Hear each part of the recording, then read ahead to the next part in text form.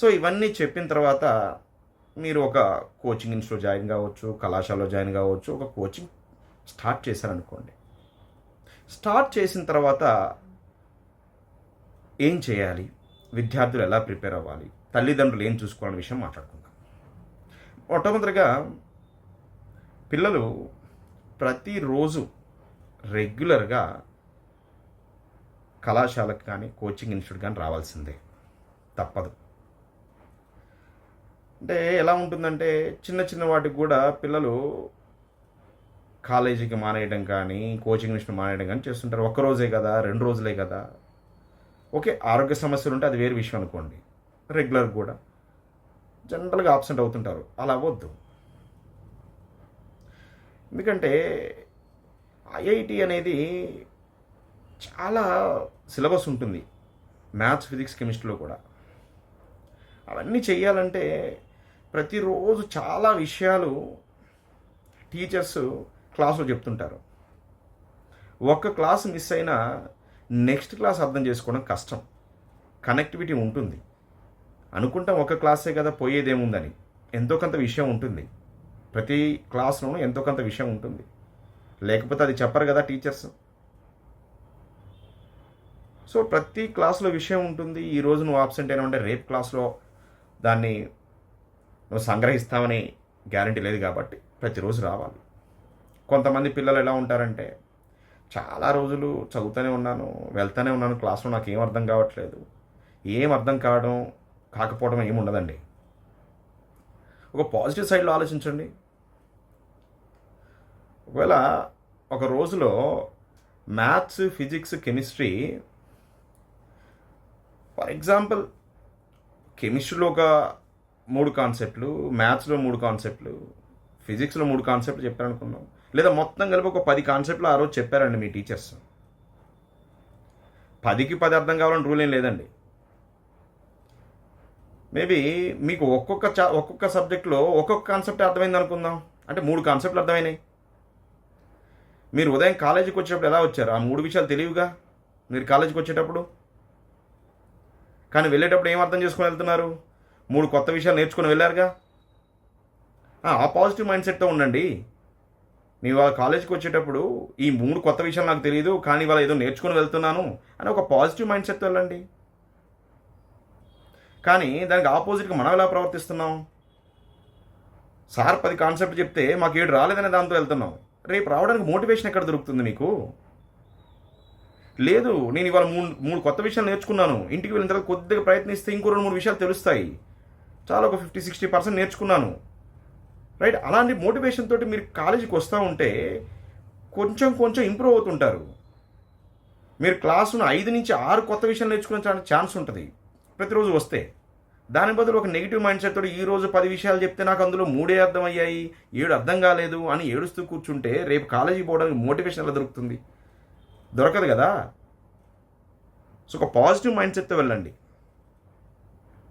ప్రతిరోజు కాలేజీకి రండి. ఇబ్బందులు ఉంటాయి. ప్రతి కాన్సెప్ట్ ప్రతి విద్యార్థికి అర్థం కావాలని రూల్ లేదు కదా. కానీ నాలెడ్జ్ అయితే వస్తుంది, ఎంతో కొంత అయితే అవగాహన వస్తుంది. 3 విషయాలు పర్ఫెక్ట్ నేర్చుకుంటే మిగతా 7 విషయాలు అసలు అర్థం కాకుండా ఉండవు కదా.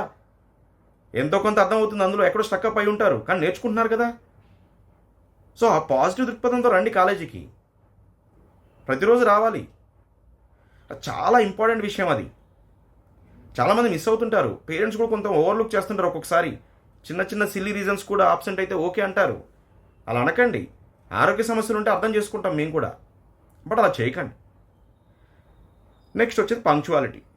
సరే, రోజు మీరు చెప్పినట్టు పంపిస్తామండి, రోజు కాలేజీకి పంపిస్తామండి, సంతోషం, పంపిస్తాం, మీరు చెప్పింది మాకు అర్థమైంది, పంపిస్తామంటారు. కానీ కాలేజీ పొద్దున్నే 8 గంటలకో 8:30కో 9 గంటలకో కాలేజ్ స్టార్ట్ అయితే చిన్నగా ఒక పావు గంట లేట్కి వస్తారు పిల్లలు. ఎందుకండి? ఒక టైం టేబుల్ పెట్టుకోవచ్చు, తెలుసు కాలేజ్ ఎప్పుడు స్టార్ట్ అవుతుందో, రావాలి కదా టైంకి. ఎందుకు రారు? ఏంటి విషయం, ఏంటి ఇబ్బంది? ట్రాఫిక్ సమస్యల, రకరకాల సమస్యలు చెప్తుంటారు. తెలుసు కదండి 9 గంటలకు కాలేజ్ స్టార్ట్ అవుతుందని. 9 గంటలకు వచ్చేయాలి కదా.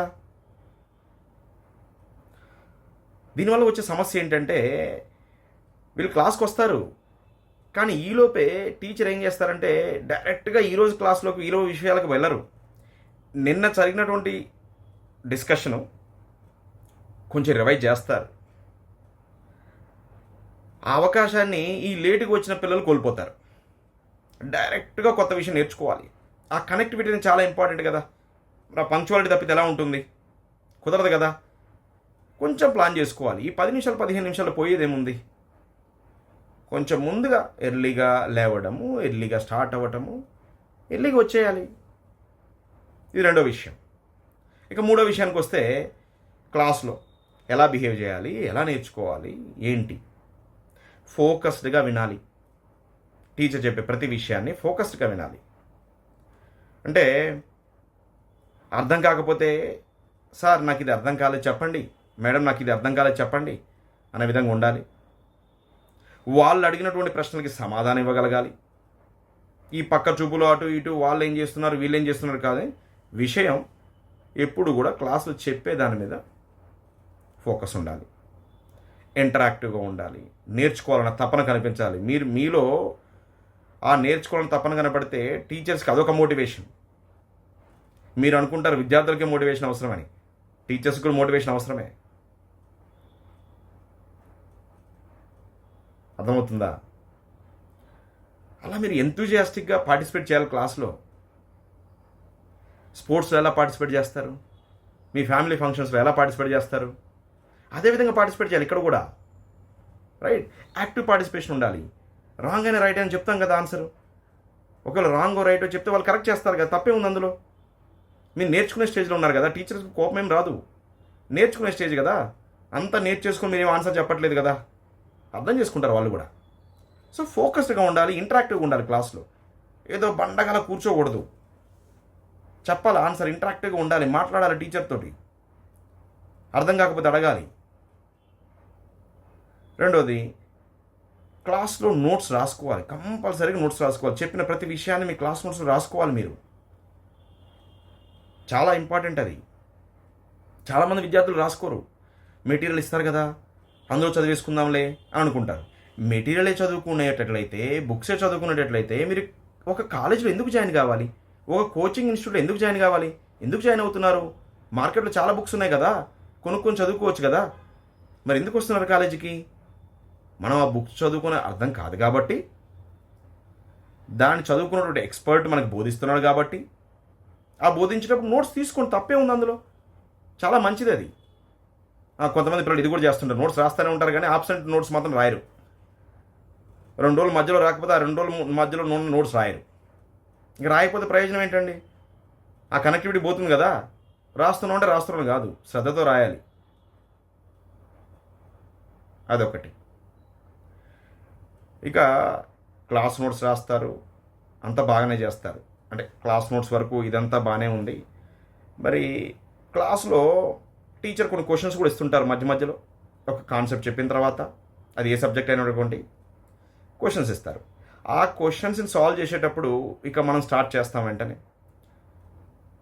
వెంటనే క్వశ్చన్ ఇవ్వగానే ఫస్ట్ ఆఫ్ ఆల్ ఏం చేస్తామంటే ట్రై చేయడానికి స్టార్ట్ చేస్తాం, బాగానే ఉంటుంది.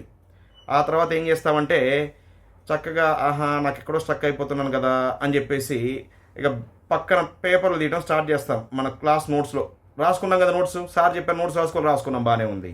అప్పుడు ఏం చేస్తాం, ఆ పక్కన పేజ్ చేసి ఓకే ఐడియా వచ్చిందని చెప్పేసి సాల్వ్ చేయడం స్టార్ట్ చేస్తారు. అది తప్పే.